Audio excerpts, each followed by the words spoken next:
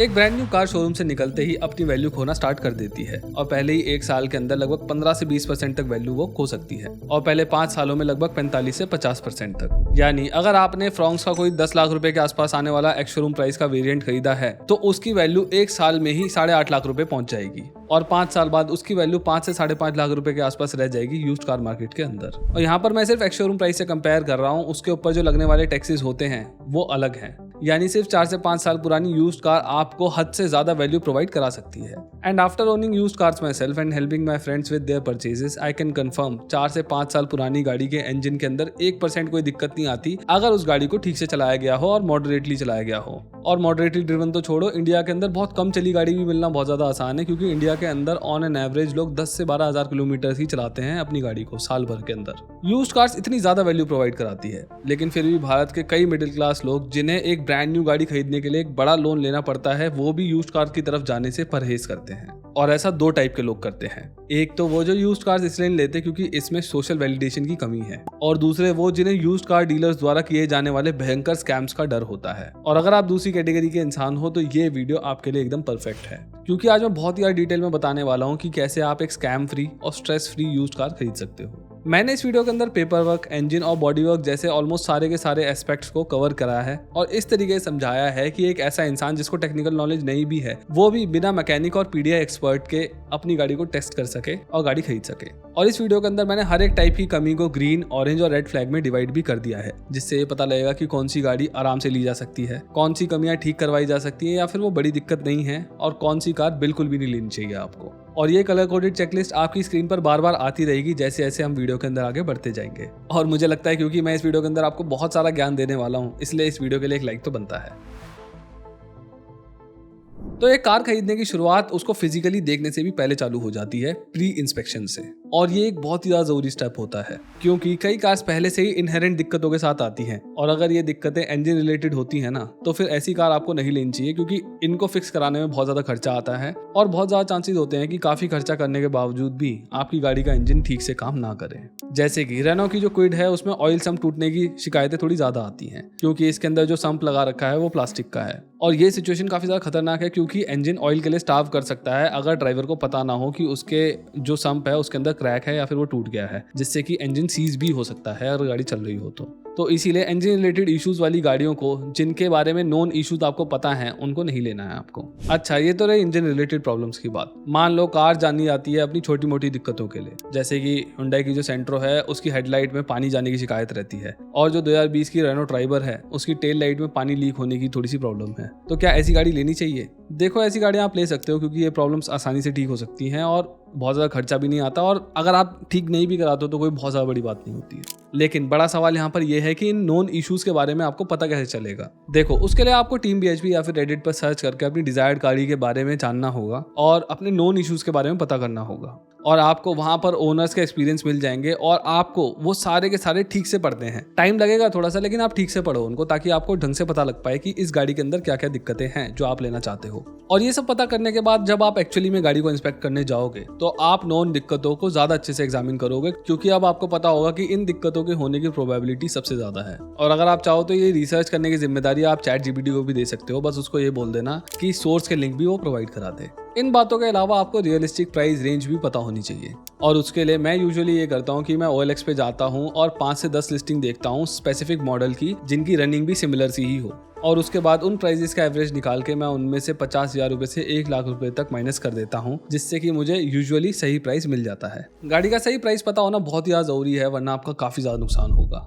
Car कौन सी लेनी है ये डिसाइड करने के बाद वक्त आता है गाड़ी की हिस्ट्री और डॉक्यूमेंट्स वेरीफाई करने का, और इसमें भी सबसे पहले आपको चेक करनी होगी गाड़ी की सर्विस हिस्ट्री, यानी कि क्या प्रीवियस ओनर ने अपनी गाड़ी की सर्विस ऑथराइज सर्विस सेंटर यानी कि ASC में करवाई है कि नहीं, और अगर नहीं करवाई है तो कितने टाइम पहले करवाना बंद कर दिया है। ये सब रिकॉर्ड होना बहुत ही ज्यादा इंपॉर्टेंट है, क्योंकि फर्स्ट ऑफ ऑल जो गाड़ियां ASC में सर्विस हुई होती हैं उनके इंजन बहुत ही ज्यादा अच्छी कंडीशन में होते हैं, क्योंकि सर्विस सेंटर में सिर्फ गाड़ी के इंजन ऑयल और एयर फिल्टर वगैरह नहीं बदले जाते हैं, बल्कि कई ऐसे पार्ट्स भी बदले जाते हैं जिनको पीरियोडिकली एक्चुअली में बदलना चाहिए, लेकिन उनको बाहर लोग अक्सर नहीं बदलते हैं। ऑल्सो सर्विस हिस्ट्री ये भी पता लगाने में आपकी मदद करती है कि कहीं गाड़ी का जो ओडोमीटर है वो टेम्पर्ड तो नहीं है, क्योंकि कई लोग क्या करते हैं कि अपनी गाड़ी को यूज्ड कार मार्केट में बेचने के लिए अपनी गाड़ी का जो ओडोमीटर है उसको पीछे करवा लेते हैं ताकि उसकी जो वैल्यू है वो अच्छी मिल सके। जैसे कि रेडिट पर एक यूजर ने बताया था कि उन्होंने यूज्ड 2011 मॉडल की होंडा सिटी खरीदी थी, लेकिन उसको ठीक से इंस्पेक्ट नहीं करा था और डीलर ने उन्हें ये गाड़ी ये बोलकर बेची थी कि ये गाड़ी नॉन एक्सीडेंटल है, सर्विस सेंटर में सर्विस हुई है और मीटर वगैरह भी अनटच्ड है। लेकिन जब वो अपनी गाड़ी को ASC यानी कि सर्विस सेंटर पे लेके गए तो उसके अंदर वो सारी कमियां तो मिली ही, साथ ही साथ उसका मीटर भी टेम्पर्ड था। अब आप चाहो तो आप भी अपनी गाड़ी को ASC में ले आकर उसको इंस्पेक्ट करवा सकते हो, लेकिन अक्सर क्या होता है कि इसमें बहुत ज्यादा टाइम लग जाता है और दूसरी बात ये भी है कि जो डीलर्स होते हैं ना, वो इस टाइम का हवाला देके आनाकानी करते हैं इसके अंदर। तो इसीलिए इस झंझट से बचने के लिए आप अपनी गाड़ी की सर्विस हिस्ट्री ऑनलाइन भी निकलवा सकते हो। Cars24, कार इन्फो और कार देखो जैसी कई वेबसाइट्स हैं जो 200 से 300 रुपए चार्ज करते हैं और आपके बिहाफ पर सर्विस सेंटर से आपकी गाड़ी की सर्विस हिस्ट्री निकलवा कर दे देते हैं। और वो इसके अंदर ज्यादा टाइम नहीं लेते, 1 या 2 दिन का टाइम लेते हैं बस। और जब सर्विस हिस्ट्री आपको मिल जाए तो उसमें ये देखो कि कहीं 2 सर्विस इंटरवल्स के बीच में उम्मीद से कम तो नहीं चली है गाड़ी। यूजुअली लोग इंडिया के अंदर अपनी गाड़ियों को 8 महीने से 1 साल के बीच में सर्विस करवाते हैं। और अगर आपको ये दिखता है कि पहले 3 साल के अंदर तो गाड़ी लगभग 40,000 किलोमीटर चल गई है, लेकिन 4th ईयर के पूरे 12 महीनों के अंदर सिर्फ 2 से 3,000 किलोमीटर ही चली है, तो यहाँ पर आपको शक होना चाहिए कि एकदम से इतनी जो रनिंग है वो गिर कैसे गई। और इसके बाद आप डीलर से या फिर प्रीवियस ओनर से ये पूछो कि ऐसा क्यों है। अगर आपको सेटिस्फैक्टरी आंसर लगे तो ठीक है, नहीं लगे तो ऐसी गाड़ी मत लेना, क्योंकि हो सकता है मीटर को पीछे किया गया हो। अच्छा, अगर गाड़ी की जो रेगुलर सर्विसिंग है वो ASC से नहीं हुई है तो उस कंडीशन में क्या करें। वैसे तो देखो मैं एडवाइस नहीं करता हूँ ऐसी गाड़ी को लेने का, क्योंकि पहले 4-5 साल के अंदर हर कोई सर्विस सेंटर में ही कार को सर्विस करवाता है। तो ऐसे केस में थोड़ा सा उस गाड़ी से बचो, या फिर अगर आप किसी को पर्सनली जानते हो तो उससे पूछो कि उन्होंने ऐसा क्यों करा और कहाँ करवाई है। लेकिन अगर 8 से 10 साल पुरानी गाड़ी है तो इतने टाइम में कई लोग अपनी गाड़ियों को सर्विस सेंटर ले आना बंद कर देते हैं और बाहर से ही सर्विस कराते हैं, क्योंकि वो सस्ता पड़ता है। उस केस में आप ये चेक करो कि जो लास्ट सर्विस रिकॉर्ड है वो कितना पुराना है और कितनी चली है उसके बाद गाड़ी। और अगर आपकी मैथ्स ठीक बैठती है तो आप उस गाड़ी को कंसीडर कर सकते हो। इसके बाद जब आप डीलर या फिर सेलर से मिलो तो RC जरूर देखो, उस पर ओनर का नाम है कि नहीं ये जरूर देखो। अगर कोई भी गड़बड़ होती है ना तो ऐसी गाड़ी से बचो। इसके बाद इंश्योरेंस को जरूर चेक करना, इसको बिल्कुल भी मत भूलना। ये देखो कि एक्टिव इंश्योरेंस है कि नहीं और उस इंश्योरेंस पर क्लेम हिस्ट्री क्या है। इसके बाद ये देखो कि क्या गाड़ी के ऊपर लोन लिया गया था कि नहीं लिया गया था, जो कि 90% कार्स में लिया गया होता है। अगर ऐसा है तो उसकी NOC अवेलेबल होनी चाहिए और RC पर हाइपोथिकेशन मेंशन नहीं होना चाहिए। कुछ अगर ऐसा है तो आस्क द डीलर या फिर ओनर, ताकि वो उसको रिमूव करवा के दे सके आपको। और लास्टली और सबसे ज्यादा इंपॉर्टेंट चीज जिस पर ज्यादातर लोग ध्यान देते ही नहीं है वो ये है कि क्या गाड़ी के ऊपर कोई केस हिस्ट्री तो नहीं है कोर्ट की।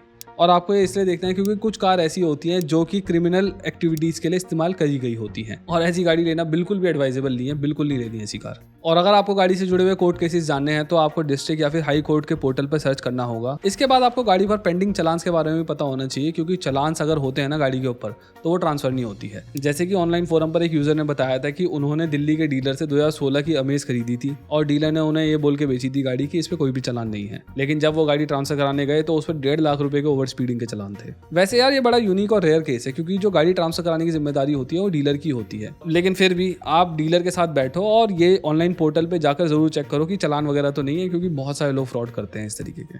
अब जब आप सारे डॉक्यूमेंटेशन रिलेटेड इंस्पेक्शंस कर चुके हो तो अब समझो आखिर गाड़ी को फिजिकली कैसे इंस्पेक्ट करना है, और उसमें भी सबसे पहले देखेंगे अंडर द हुड यानी कि इंजन को। देखो car engines are really complex, और मैंने मैकेनिक्स तक को गलतियां करते हुए देखा है जब वो गाड़ी को चेक कर रहे होते हैं। एंड आप being a non technical person बहुत ज्यादा कुछ नहीं पता लगा सकते, और इसीलिए हम गाड़ी की सर्विस हिस्ट्री को बहुत ही ज्यादा अच्छे से चेक करते हैं। उसके साथ अगर आप मारुति, हुंडई, होंडा या फिर टोयोटा की गाड़ी लेते हो यूज्ड कार, तो आपका स्ट्रेस वैसे भी और ज्यादा कम हो जाता है। यानी कि अगर आप एक रिलायबल ब्रांड की गाड़ी ले रहे हो और सर्विस हिस्ट्री आपको ठीक से पता है तो 80% टेंशन तो आपकी वैसी दूर हो जाएगी, और जो बाकी बची हुई 20% टेंशन है आप उसे कुछ टेस्ट को कंडक्ट करके खत्म कर सकते हो। जैसे कि सबसे पहले और सबसे बेसिक जो टेस्ट करना होता है वो होता है डिपस्टिक वाला। आप गाड़ी की डिपस्टिक को निकालो, साफ करो कपड़े से, साफ कपड़े से करना, और फिर से उसको वापस डाल दो, और फिर उसे निकालकर इंजन ऑयल का लेवल चेक करो। उसका लेवल सही रेंज में होना चाहिए, और अगर पेट्रोल गाड़ी है तो उसका इंजन ऑयल पूरा काला नहीं होना चाहिए। यूजुअली जो लोग इंजन ऑयल को टाइम पे रिप्लेस कराते हैं उनका इंजन ऑयल का कलर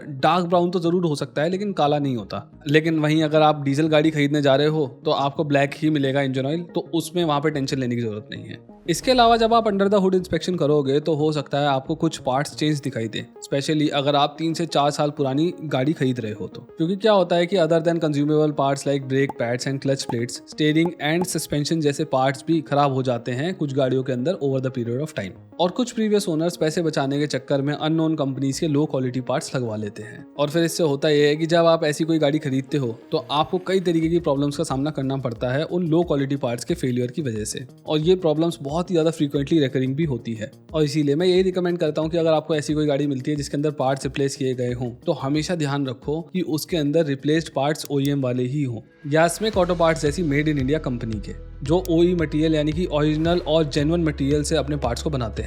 कई कार ब्रांड्स अपने पार्ट्स को बाहर की मार्केट्स में बेचते ही नहीं हैं, और जो बेचते भी हैं उनके अक्सर 50% ऑफ द टाइम्स पार्ट्स अवेलेबल ही नहीं होते हैं। तो ऐसे में स्मिक ऑटो पार्ट जैसे मार्केट लीडर ब्रांड की तरफ ही आपको जाना चाहिए। स्मिक अपनी state of the art facilities के लिए जानी जाती है। ये अपने सारे पार्ट्स को OE मटेरियल से तो बनाते हैं ही साथ बहुत ही ज्यादा एक्सट्रीम एटमॉस्फेरिक कंडीशन में भी इनको टेस्ट करते हैं। स्मिक ऑटो पार्ट्स, जो कि आज एक इंडिपेंडेंट कंपनी है, इसकी शुरुआत डॉक्टर सुरेंद्र कपूर ने करी थी ताकि car owners OEM quality parts after markets भी खरीद सके। इनका नाम इंडियन ऑटोमोटिव इंडस्ट्री में सबसे ज्यादा प्रोमिनेंट नामों में से एक है। स्मिक ऑटो पार्ट्स इंडिया की इकलौती इतनी बड़ी कंपनी है जो OE मटेरियल्स के पार्ट्स को आफ्टर मार्केट में पूरे भारत में पहुंचाती है। साथ ही साथ स्मिक OEM मैन्युफैक्चरर्स को काफी कंपटीशन देती है उनके मैन्युफैक्चर पार्ट्स की क्वालिटी, सेफ्टी और प्राइसिंग से। Smic auto parts steering and suspension engineering में अपनी एक अलग ही स्पेशलाइजेशन रखते हैं जो आपकी गाड़ी की सेफ्टी से डायरेक्टली जुड़ा होता है। एक यूज्ड कार में सबसे इंपॉर्टेंट अपग्रेड सस्पेंशन से ही होता है, क्योंकि सस्पेंशन आपकी गाड़ी की स्टेबिलिटी, कंट्रोल और कंफर्ट को बढ़ाती है, और स्मिक के पार्ट्स को यूज करके आप अपनी कार को बहुत ही कम कॉस्ट में नया बना सकते हो।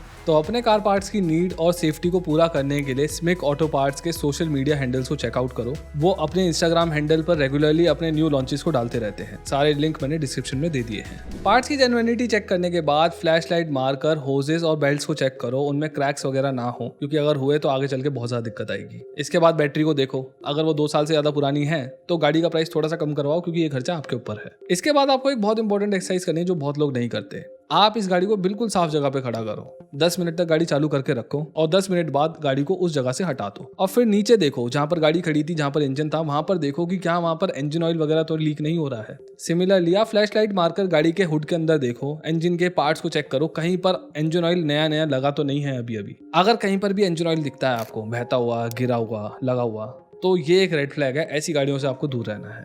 ऑल्सो जब ये गाड़ी खड़ी हो तब इस गाड़ी को थोड़ा रेव करके भी देखो, और गाड़ी के पीछे देखो कि किसी भी कलर का धुआं तो नहीं निकल रहा। ग्रे, ब्लैक, व्हाइट कोई भी धुआं हुआ तो अगेन ये गाड़ी रेड फ्लैग है। इसके अलावा जब आप गाड़ी का इंजन चालू करो तो ये भी ध्यान से सुनो कि कोई अजीब सी सस्पिशियस सी आवाज तो नहीं आ रही है। कोई भी सस्पिशियस आवाज गाड़ी के इंजन को रेड फ्लैग बना देती है। हाँ, बेल्ट की स्क्वीकिंग साउंड यानी कि ये आवाज़ बहुत ज़्यादा खतरनाक नहीं होती है, यूजुअली बहुत ही आसानी से ठीक हो जाती है, बस आपको बेल्ट्स बदलवानी पड़ती है। लेकिन ये स्क्वीकिंग साउंड ये भी बताती है कि जो प्रीवियस ओनर है उसने अपनी गाड़ी को ठीक से मेंटेन नहीं करा है, तो ऐसी गाड़ी से भी आप थोड़ा बच सकते हो। इसके बाद गाड़ी के OBD पोर्ट में OBD2 स्कैनर लगाकर चेक करो, कोई भी फॉल्ट एरर ना आ रहा हो। ये 1000 रुपये तक में आपको ऑनलाइन मिल जाएगा, और अगर आपको लग रहा है कि आप ये खुद से नहीं कर पाओगे या फिर महंगा लग रहा है आपको ये, तो आप नियरेस्ट मैकेनिक के पास चले जाओ, उनको बोलो, वो लगा के चेक करके आपको बता देंगे। कोई फॉल्ट कोड ना हो, ये बहुत जरूरी है, और है तो किस बारे में है वो भी पता होना चाहिए। अब आगे बढ़ते हैं और इंजन के बाद गाड़ी की बॉडी को इंस्पेक्ट करते हैं। गाड़ी की बॉडी को इंस्पेक्ट करना इंजन जितना ही जरूरी है, लेकिन इसमें गलती होने के चांसेस उतने नहीं है जितने इंजन में होते हैं। जैसे कि सबसे पहले आपको ना बॉडी की पेंट की कंडीशन चेक करनी है।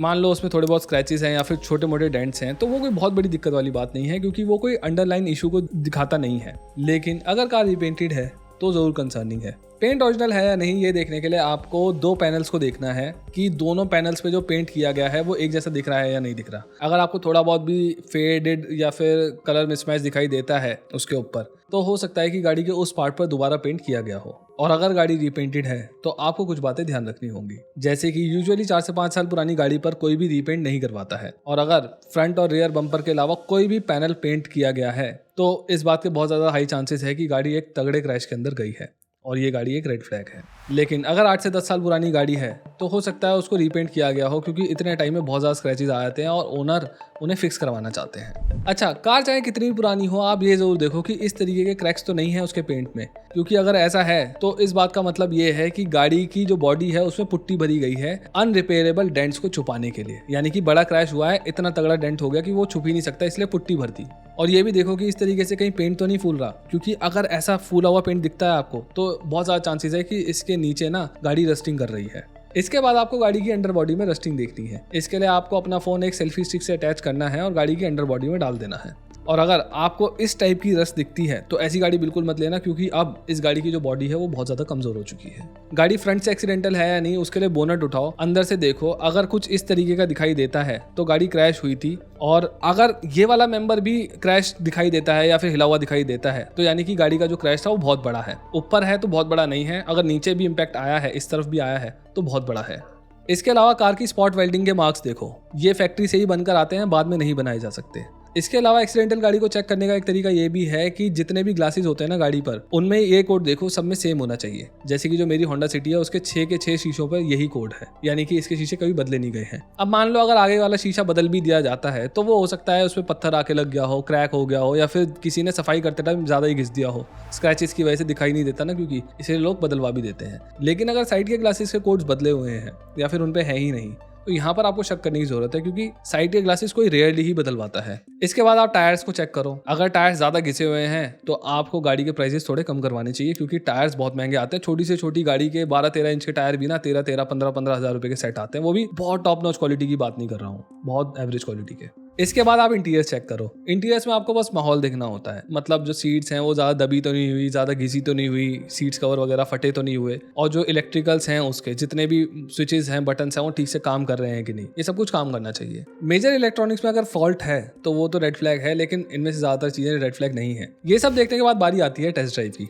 टेस्ट ड्राइव आपको 20 से 30 मिनट तक लेनी है। डीलर आनाकानी करेगा तो उसको बोलो हम पेट्रोल अपने पैसों से डलवा देंगे, लेकिन ड्राइव लंबी लो और गाड़ी को हाई आरपीएम पे चलाओ। उस पूरी ड्राइव के अंदर आपको आवाजें सुननी है, किसी भी तरीके की अजीब सी आवाज आ रही हो इंटीरियर रेटलिंग को छोड़कर तो वो सस्पिशियस का कारण बन सकती है। इंजन स्टार्ट करके देखो, कोई भी अजीब आवाज नहीं आनी चाहिए, गियर बॉक्स, सस्पेंशन, ब्रेक्स, किसी में भी खटखट या फिर स्क्रीचिंग की साउंड नहीं आनी चाहिए। अगर ऐसा है तो वो रेड फ्लैग हो सकता है। गाड़ी सीधे रोड पे चलाओ, अगर एक तरफ वो खिसती चली जाए तो यानी कि अलाइनमेंट खराब है, कोई बड़ी बात नहीं है। तेज स्पीड पर ब्रेक मार के देखो, जो रिस्पॉन्स है वो शार्प होना चाहिए और गाड़ी इधर उधर नहीं जानी चाहिए। अगर गाड़ी 70,000 किलोमीटर से ज्यादा चल चुकी है तो हो सकता है गियर थोड़ा नौची हो गया हो, वो कोई बहुत बड़ी बात नहीं है, वो एक ऑरेंज फ्लैग है। अगर क्लच हार्ड हो गया और गियर डालने में थोड़ी सी दिक्कत आ रही है तो इसका मतलब ये है कि जो क्लच प्लेट है वो घिस चुकी है, ये भी एक ऑरेंज फ्लैग है। अब इन ऑरेंज और रेड फ्लैग के हिसाब से आप अपनी गाड़ी खरीद सकते हो, पसंद कर सकते हो। लेकिन अगर आपको रेड फ्लैग ज्यादा दिखाई दे रहे हैं इंजन के मामले में तो आप एक बार मैकेनिक को दिखा लो, अगर आपको वो गाड़ी ज्यादा पसंद है या फिर आपको मिल नहीं रही है कहीं और। मैंने खुद से अपनी यूज कार्स खरीदी हैं और मेरा एक्सपीरियंस कभी भी खराब नहीं रहा है,